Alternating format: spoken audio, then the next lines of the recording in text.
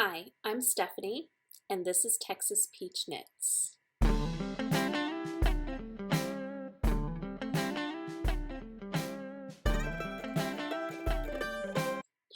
Welcome back to Texas Peach Knits. I feel like it's been a really long time since I've uploaded a podcast or recorded a podcast because I recorded my last one at the very beginning of January.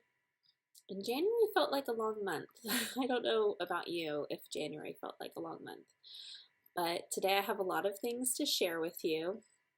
I only have one finished object, and I have so many whips. And I have some planning and some things to show you. I hope you're ready for a fun episode and all the things.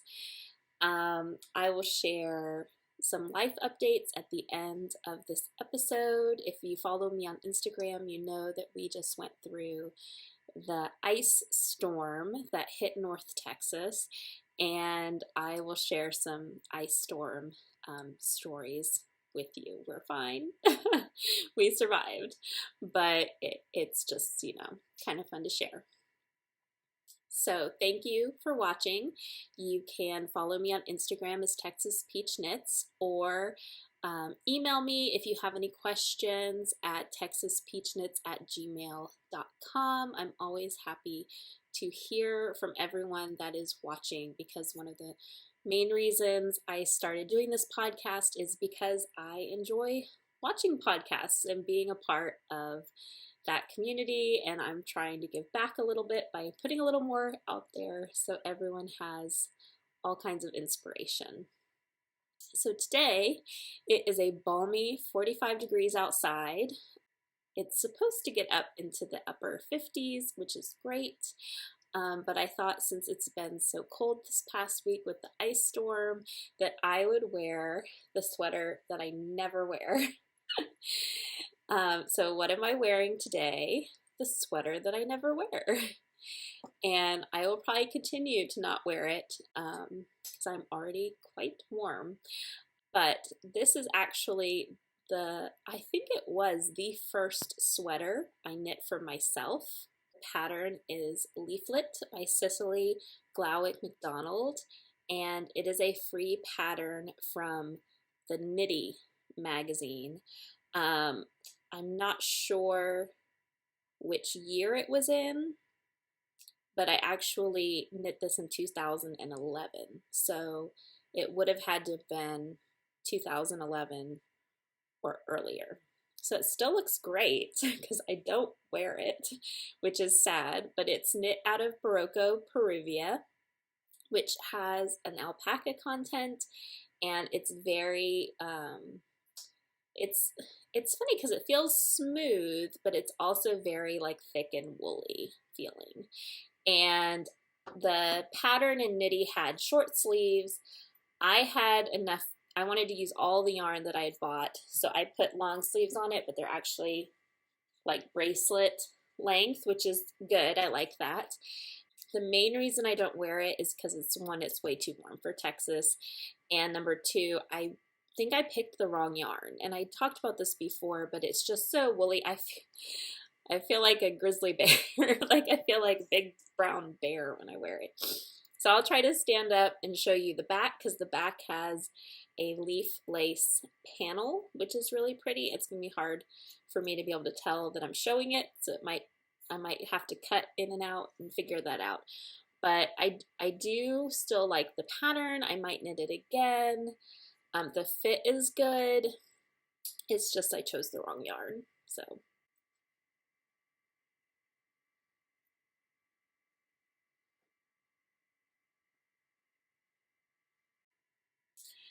okay, so hopefully you saw the leaf panel on the back of this sweater.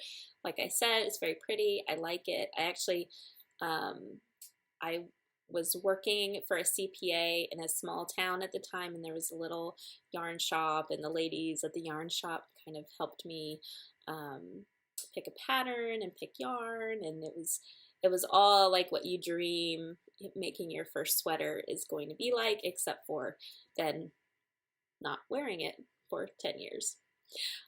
But I still, I'm not gonna get rid of it. I'll probably wear it whenever it's cold sometimes, and we'll see. We'll see how it goes. Okay, so today I wanted to show you that it's kind of silly, so you can laugh with me, but I saw another podcaster, and I think she's like a farmhouse or yellow farmhouse. I'll have to look. I don't watch her very often, but I did see an episode where she has I think it's a china cabinet that she seasonally decorates with her yarn collection. And I thought that was a really good idea because I know all of us have large stashes, lots of beautiful yarns. Some of them we're not sure what we want to knit with them yet, and that's okay. And I am not a great decorator by any means. I barely decorate seasonally, but I started putting together a seasonal yarn basket with just some yarns that I wasn't currently using that I thought were pretty and kind of brought in the colors of the season. And so I wanted to share. I made one for Christmas, but I didn't show you because I was embarrassed. It's also really hard to photograph it. I'm also not very good at doing photographs, so all things I can learn.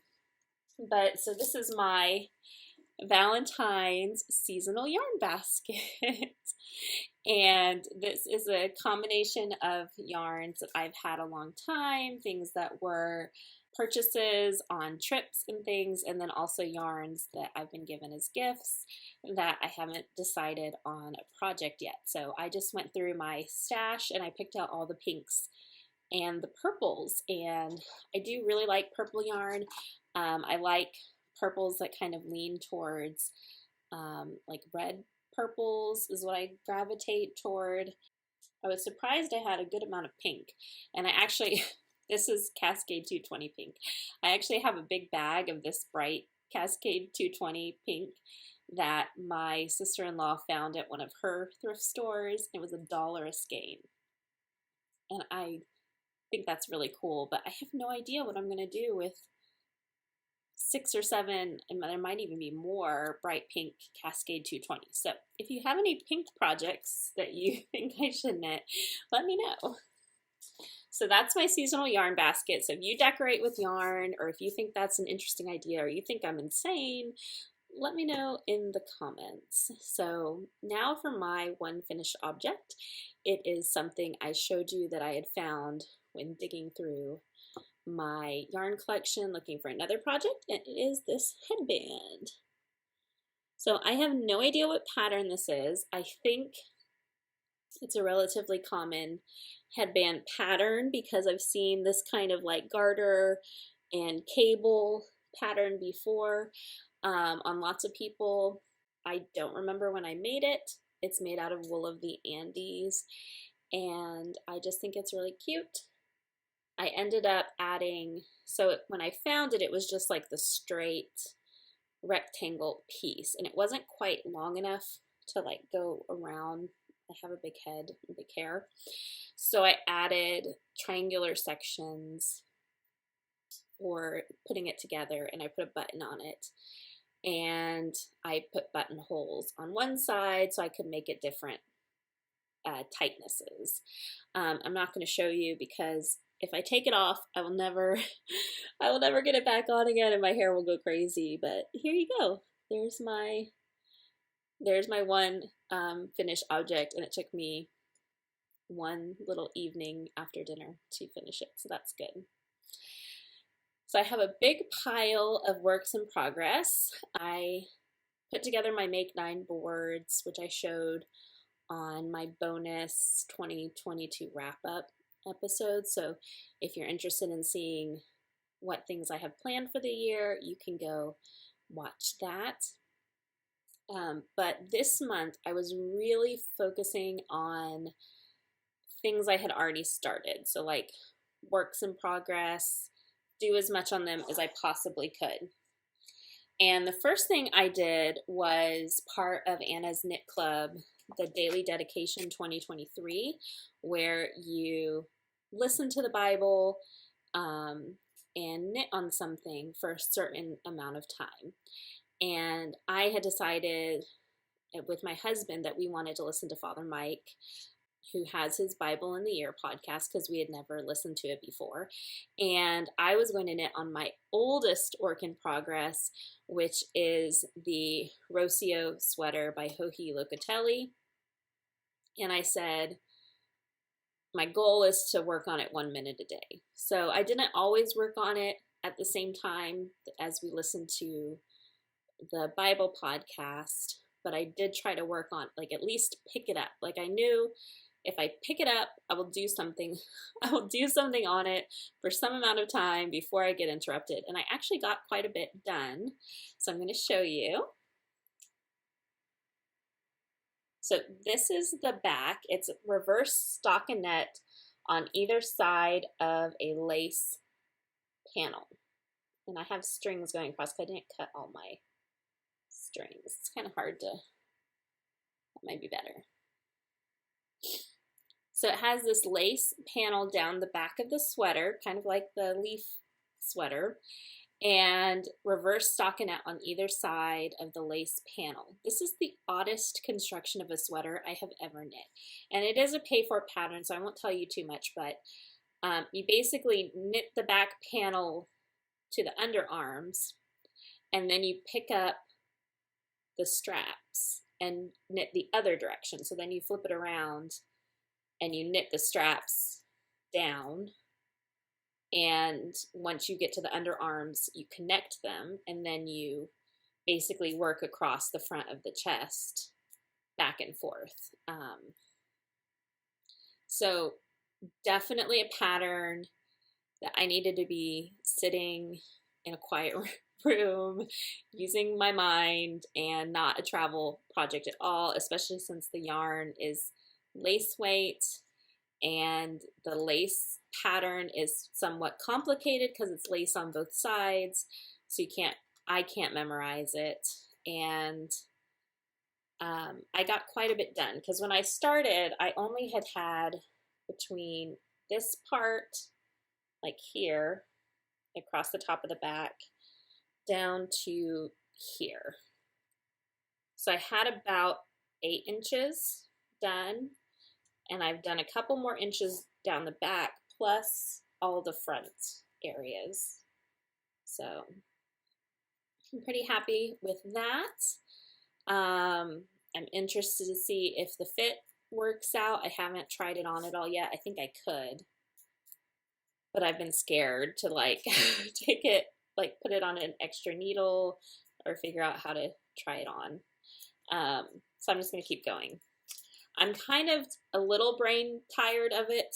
You know how when it's something is a little more complicated, it's not as fun to knit. So the first few days of February, I took off and just knit other things, and that's fine. I'll probably pick it back up again. I'm hoping,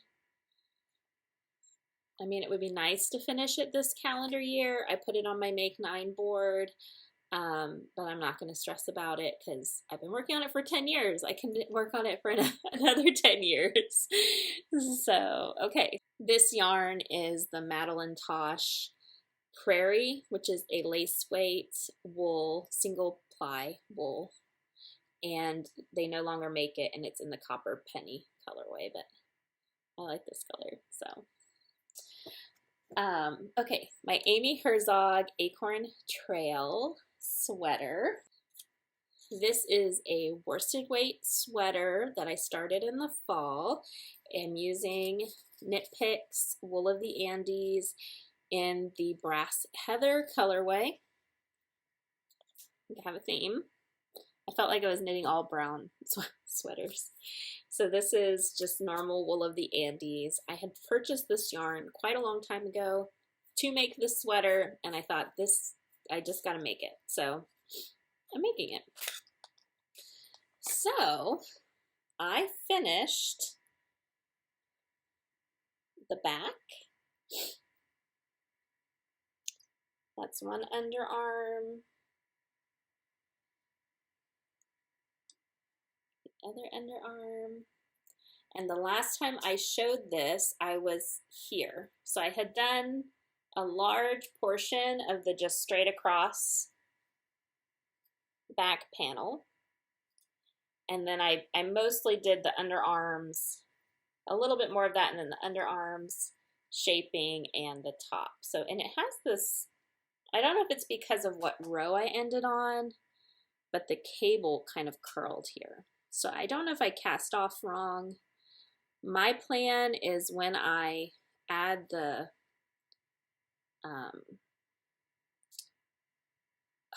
collar, when I add the collar, I'm going to kind of fold this and maybe pick up stitches together so that that doesn't do that weird thing.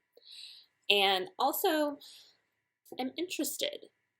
It's been a long time since I knit like a nice adult sweater in pieces. Do you block all the pieces by themselves before you seam them together? Or do you seam them together and then block the sweater? It seems like it would make sense to block the pieces because they would lay flat, but I don't know. I haven't decided. So that's the back. I also finished one front side.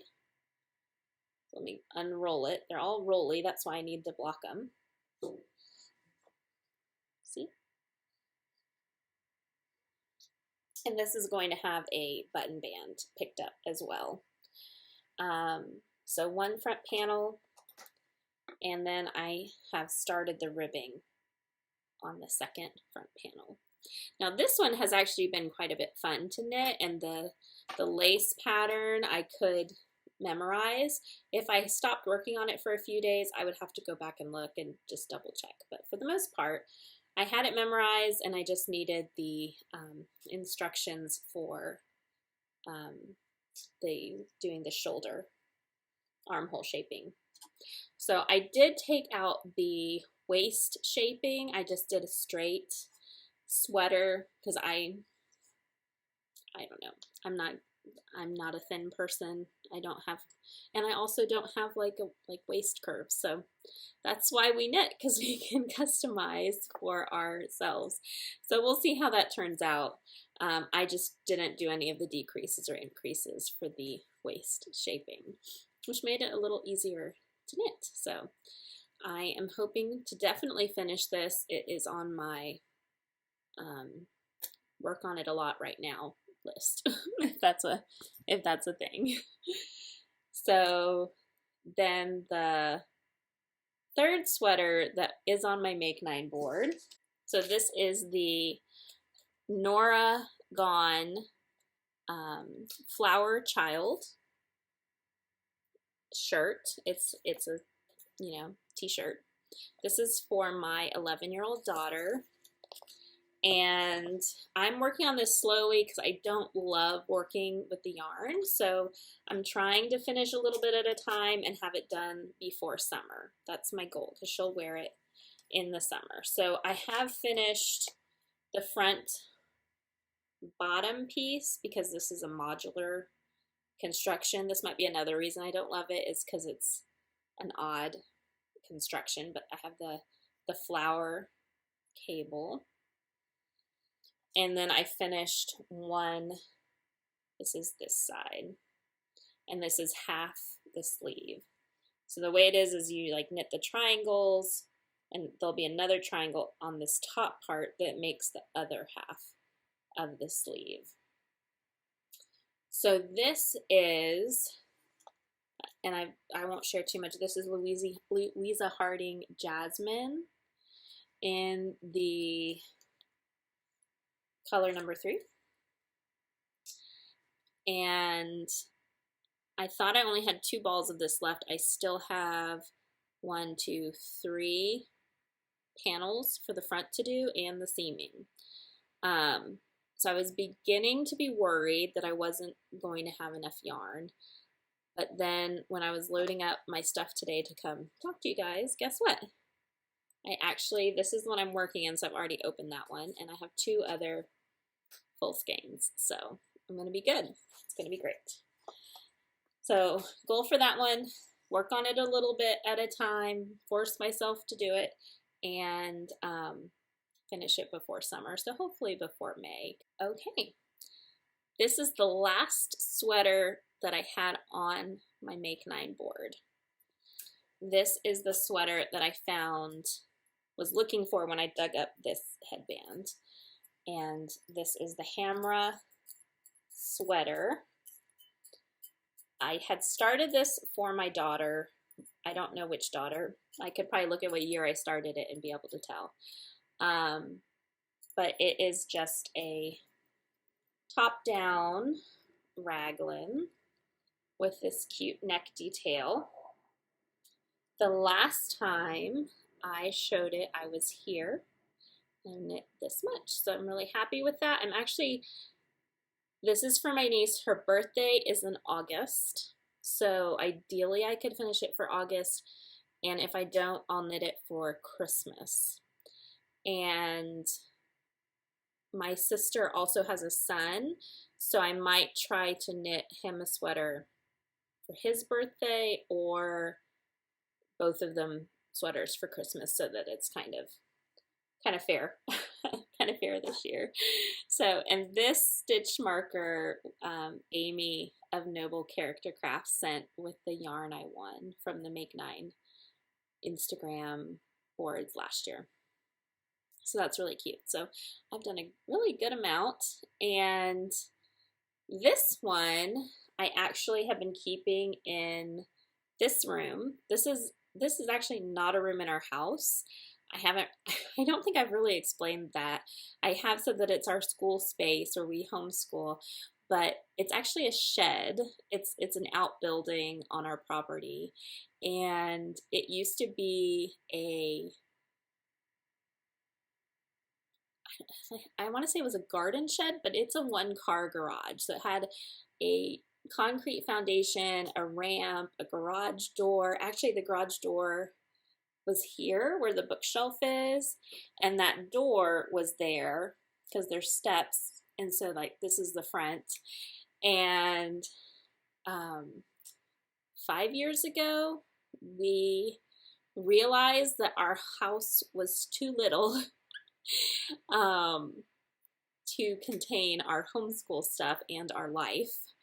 And also my husband is a musician and he teaches music lessons, and so this became a multi-purpose space for us to do our homeschool and him to teach his music lessons during the hours that we're not homeschooling, because he is a high school teacher by day.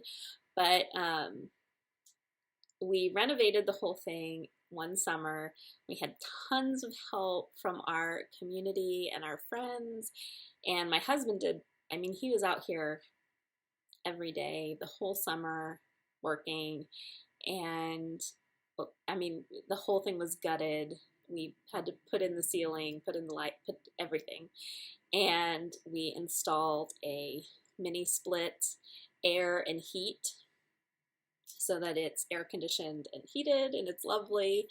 But it was a huge project, but we love this space so much because I'm a book hoarder, and these are all our like reference type homeschool books, you know, like science, history, all kinds of things, biographies, and then I have more books over there that you can't see, and it just gave us more space. Plus, I'm actually sitting at one of my daughter's desks. That's where I sit to do the podcast. We have a whole line of school desks. But anyways, now that I've gone on a big tangent, I do love this room. It's awesome. But I keep this in here because it's been all stockinette. Like, it's all just stockinette. And when I am homeschooling, I mostly am helping my kindergartner, and he's reading to me, or we're doing his like math problems, and I can work on this easily without trouble. So I just keep this in here, and so all that progress I've made was made during our homeschooling days and hours. So I'm sorry if that was a way too long life tangent for you. Okay, so that was all my Make 9 things that I was dedicated to working on in January. I picked up a couple of projects that I did not necessarily plan to start. I did stop myself from casting on several things. I really wanted to cast on a couple of things, and I didn't because I have too many things. One thing I did start was my 5-year-old son. One day when we were at Hobby Lobby, my eldest daughter likes to paint, and she wanted to go buy canvases. So we all went to Hobby Lobby to not go to the yarn section, and we ended up in the yarn section. I wasn't going to buy anything, but my 5-year-old kept grabbing yarn and saying, oh, you should knit me a sweater out of this. Like, oh, Mom, you need to get this and you need to knit me a sweater. And I just couldn't say no. So we ended up picking, I should have brought the full skein. I got 2 skeins of I Love This Yarn. And this is, what color is this? Dark Country Blue. He loves blue. Blue is his favorite color. His glasses are blue. So I got 2 skeins of this, and I bought 1 skein of the variegated. So this is called Print, a print yarn. So it's kind of, it looks a little like speckled and variegated. And this one is Blue Green Multi. So I got a country blue and 2 country blues and 1 blue green multi. And I knew I would be able to find some kind of little boy sweater pattern to make with that. And I found a couple that I liked. I really wanted to pick something very simple so that I could have a brainless thing to knit, because I'm doing all those cable sweaters. And I wanted to be able to finish it quickly so he could wear it this winter, and then also make it big enough so that he can wear it next winter. So I have finished the front and the back. This is a free Berroco pattern called the Lawrence sweater or Lawrence pullover. So this is the front, and there's the back. And this is a really easy construction. It's bottom up. It's knit in pieces, so I did seam the sides. But I think you could just knit it in the round to the armholes if you wanted to. But I think the pattern was designed so you could knit it on straight needles. So this would be a great pattern if you don't own circular needles and you wanted to knit a sweater, because you can knit the whole thing on straight needles. The top is garter, a garter section, and in the pattern, it's all the same color. But I wanted to do the garter section in my contrast color, and then I picked up and knit the neck band in the blue. So next, I'll pick up around the arms and knit. I'm going to pick them up in the round, even though the pattern says to knit them flat. Because I think it's made that you can easily knit it on straight needles. But since I knit it on circulars anyway, I'm just going to pick up and knit the sleeves in the round and do them in the blue with blue cuffs, so it matches the ribbing on the neck and on the bottom. So I think this turned out really adorable. He tried it on. It fits him great. He's so happy. And it was really fun. Really fun in the sense that I didn't have to think about it a whole lot. I didn't have to reference the pattern a whole lot. I could just like go, and I love that. So I might actually knit my older son one as well. We'll see how the fit of the sleeves is before I commit to that. But there was something else I was going to say. Oh, so I got to the neck and casting off the ribbing for the neck, and I really wanted to cast it off in a way that it was going to be stretchy, but not look all floppy and stuff, because this is acrylic, so it's not like I could really block it to make it look nice. So if you don't have this resource and you do a lot of knitting, I highly recommend it. It's the cast on bind off, and it's 54 methods to cast on and bind off. I think a lot of people have this. I've seen people reference it before. It's Leslie Ann Bester. I really like using this to find cast-offs, and most of these, if you know the name of the type you want to use, you can Google it or YouTube it, and you can find a tutorial. But this book actually gives you what those bind-offs are good for.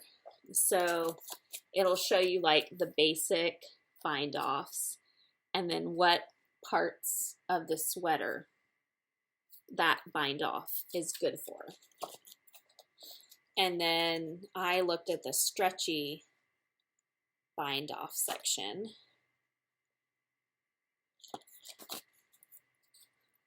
So this is just, and it'll say like these are the places on your item where this stretchy bind-off is good for, because not all the stretchy bind-offs are good for every location. I thought about using a yarn over bind-off, but then when I was reading about how it looks and how it lays and where on the sweater it's recommended, I decided to switch to a lace bind-off, which when I see lace bind-off, I think, oh, that's for a shawl, obviously, but it gives you information about where to put it and why. And so this was highly recommended for like ribbing and necks, and that it would look nice. So I think it actually looks great. So I'm happy I took the time to reference. And if you are, like I said, you knit a lot of different things, I know like the basic bind off in my head, but and cast-ons, this is really helpful, and it has step-by-step pictures showing you how to do the different things. So here's like a, you know, it has like these types of pictures for every bind off with the step instructions and the cast-ons. So highly recommend. I have 2 more whips to show you. I'm sorry, this is, we're in work in progress land. So the first one is my socks. This is my car knitting. I almost exclusively knit this when I am the passenger and my husband is driving, or if I'm having to wait for my kids for any kind of activity. I'm knitting the blueberry waffle socks. I have one finished. I don't remember if I had one finished last time, but it's finished. And this is opal sock yarn. This is from the subscription, and Anna Knitter very kindly sent it to me when I started my podcast as like little support in a support package, which was so kind. And then this is from another yarn that Michelle in Houston sent me with her box of yarn that she sent me when I started my podcast. And I don't remember, I know it's like a watermelon fizz colorway, and I just took 10 ounces off the skein to use for the heels, because I knew that I wouldn't need all the ounces to knit a pair of socks, and I really wanted that color for the heels. So I don't see my little ball of leftovers. I might have already put it in my leftovers container, but I had just a little tiny ball of that orangey red color left. So, oh wait, there it is. There's a little ball. So that's a couple ounces, and if I ever start a scrappy blanket, that will be in it. So I tucked it in there. So this is the one that is on the go. I'm knitting this on actually ChowGoo needles. These I think are like an older style. Like look at the cord. So crazy. I need to do the boil water trick, but I'm lazy and so I haven't done that. These are size 1 US, which is way too small for me to read. I apologize, European knitters. 1 US. And these are the sock needles that I like the best to knit one at a time in the round socks. I can't really tell you why, because the cable is all crazy, but that's the way it is. And blueberry waffle pattern, this is a free pattern. And yeah, I love these. These were kind of like my Happy New Year socks. And as soon as these are done, I'll cast on another pair to take in the car with me. So this is the rest of the ball. I'll definitely have leftovers. So, and I've been thinking, Amber from A Lovely Yarn podcast, she's doing a sock yarn garter stitch blanket with all her scraps, and she's holding it double with a bear yarn from Knit Picks. And I really like the way it looks doubled. I probably won't make that same like just garter blanket, but I think I'm gonna watch Knit Picks for bear stroll to go on sale and maybe buy a whole bunch of it so that when I do a scrap blanket, I would hold that double with all my sock yarn scraps, because I think it gives it a really nice cohesive look and it also makes it thicker. And I also have some fingering weight yarns that do not have nylon, and I would like to hold them double with the nylon yarn just to kind of give it that added strength. So I don't know, just thinking. The last whip I have is because I am teaching a couple of young ladies to knit. It's one of my friend's daughters. They are middle schoolers and they really want to learn to knit. And so we're meeting once a week and I've been teaching them to knit. They're doing great. My project I always teach people to knit on when I'm teaching them and they're not just like trying to learn and I'm helping, is a broken rib cowl. So I started one, this is mine, to do kind of along with them. And this I feel like is a really great learn to knit project, because if you mess up, it doesn't really show too bad. And I always encourage them to get color changing or stripy type yarns so that they have that encouragement to like, oh, get to the new color. And they go around and they learn knit and purl. And this time I actually had them practice casting on like a billion times with just like scrap yarn. And so they cast on their own cowls and they are doing awesome. I am knitting mine with these Lion Brand Amazing, that was clearance. And these are 2 different colorways. I have no idea what this one is. And this one is violets. So this one has a lot of green and like orangey red colors and purple. And then this one is mostly purples. So I'm doing every other row. And I'm actually using the green one on the knit one, purl one row so that all the pearls are violet. That was kind of what I was trying to do. So I don't know. I don't know what I'm going to do with this cowl, but I'm making it. And I really only work on it when I am teaching. So that is all my whips. My acquisitions were the yarn from my son's sweater. I did order a skein of yarn that is delayed in the mail because of the ice storm. And my plans for knitting now that it is February is I always try to do something along with the Anna Knitter prompt, and this month it is knit with Valentine's colors, so like reds and pinks and whites, which is great. And then I'm also trying to knit along with the Rose Opal Knits Cozy Kids Make Along, which I think is super fun. I really like knitting for kids, and I like knitting for babies. So if you saw the end of my 2022 wrap up, you saw my giant box of yarn that I got from Love Crafts, and I'm going to show it again. Okay, $7.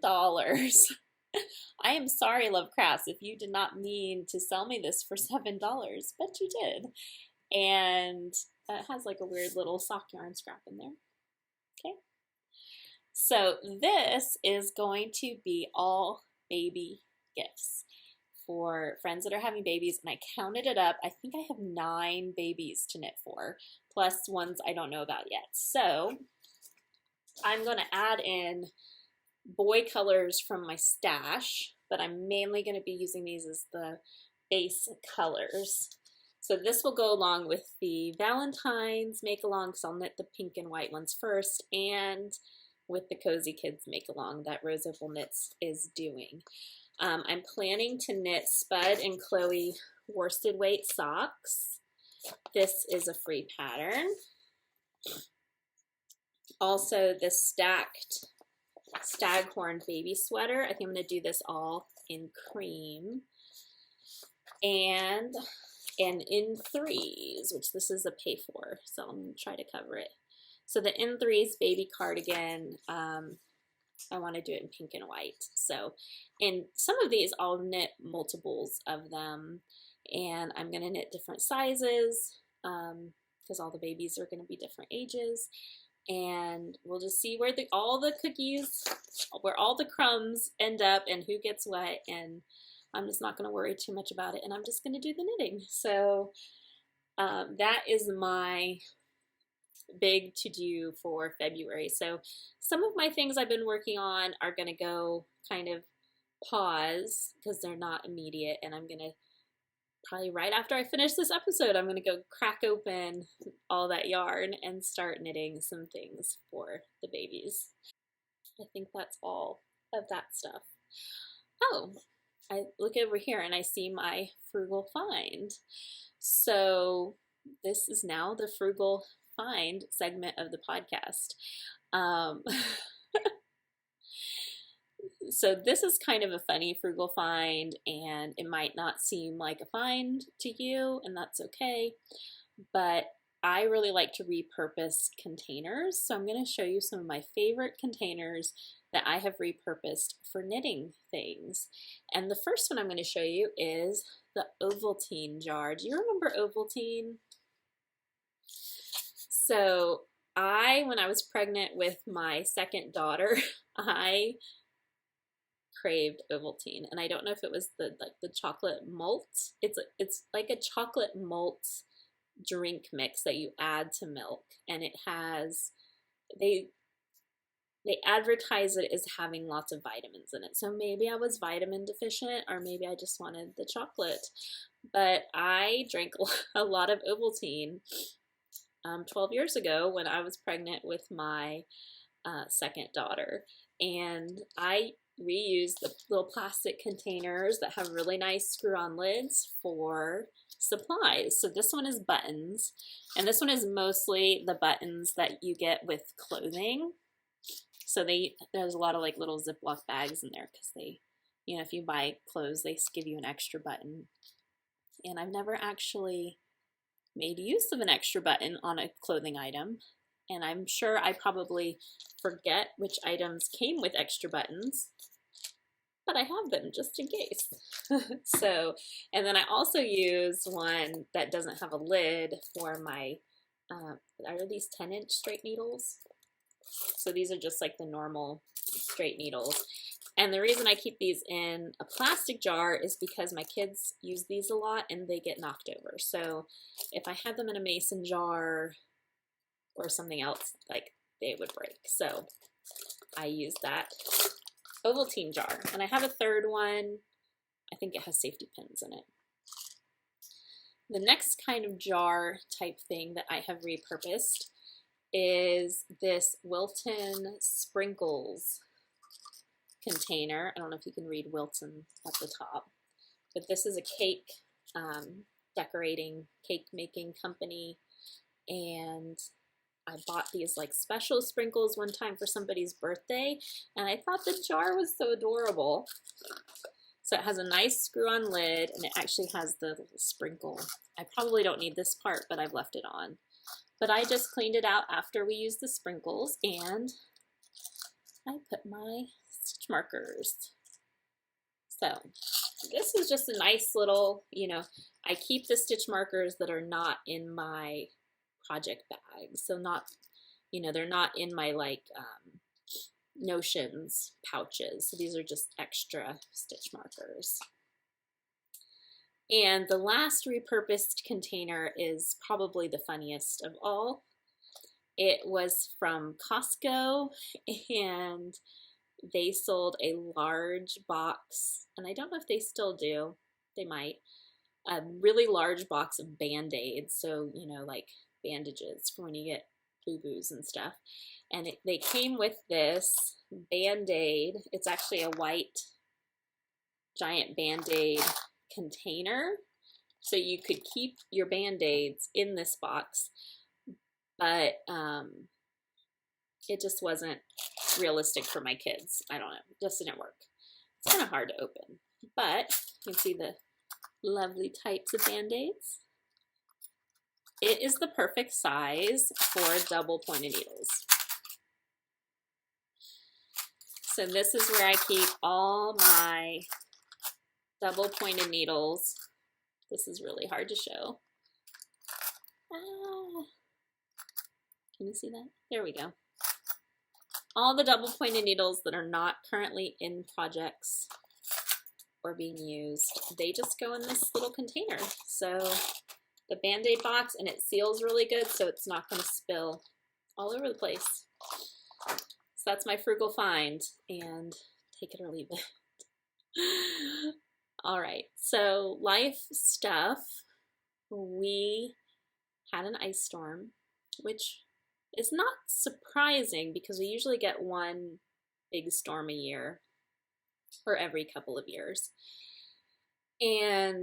But the beginning of January was so gorgeous. I mean, it was getting almost 80, and we had all of these beautiful days, and we spent so much time outside, and the kids and I, you know, we homeschool, so we have the ability to, you know, go work outside or go to a park or, you know, go to the zoo and all that kind of thing when the weather is nice, where we have flexibility. But then this ice storm was coming, and the main thing I worry about with ice storms or any kind of winter storm is our power going out, because during in 2021, I think it was February, we had this big snowstorm go through, and our power was out for several days. And that's really hard to have it be really, really cold and not have power. So we've done some things to kind of help. Like we bought a, you know, like backup battery type things, and gotten a lot more firewood and ways to cook food that you don't need electricity. And we were able, it was safe to drive then, so we were able to go spend the night at a friend's house one of the nights, because the first night it was so cold. We were like, we can't sleep here again. But because we have chickens and animals, it's not really feasible for us to all just go stay somewhere else, because the chickens, their water freezes, and you have to keep them with unfrozen water which is a challenge in an ice storm. But so we can't just like up and leave with our current status. But so this year the power stayed on, which was awesome, but the roads were not drivable at all. Like all of North Texas shut down for the whole week, it seemed like, and school was closed for 5 days. My husband was home. We couldn't drive out of our driveway because the ice was so thick and hard. And I know a lot of people from the north they don't understand why we're so handicapped when we have ice storms, but we don't have any of the equipment to deal with it. Like, we have to wait for it to get warm and melt. There's almost nothing you can do. And if you can get to the highway, it's better because some people do drive on the highway and they put down de-icer and sand on the highways, but we can't get out of our neighborhood. Our street that we live on, nobody drives on it ever. Like, it's not a through street. So if the people in the neighborhood are not driving, the ice is not being broken up, and they're not going to come de-ice our one little street for 5 houses, you know? And so we basically were just stuck at home. Luckily, I had gone grocery shopping ahead of time, and we even, on the first day of the ice storm, I realized that it was going to even be dangerous to walk from our house to the school shed because of ice on the steps. And the last time we had a storm like this, we put cat litter down, which was the worst decision ever. I don't know why we thought it was so horrible and disgusting. So this time we were like, okay, we will just get all the school books and take them in the house. And so we did school in the house this whole week, which was great. And we also did a lot of like ice storm things, like venturing outside bundled up and drinking cocoa and watching movies and all that kind of stuff. So that was fun. So the kids were not tortured by having to do their school. But the good news is we didn't get behind in our schoolwork, and anytime we missed too many days, like, we end up having to do school into the summer because I really do want them to learn and get their subjects completed. So that was good. And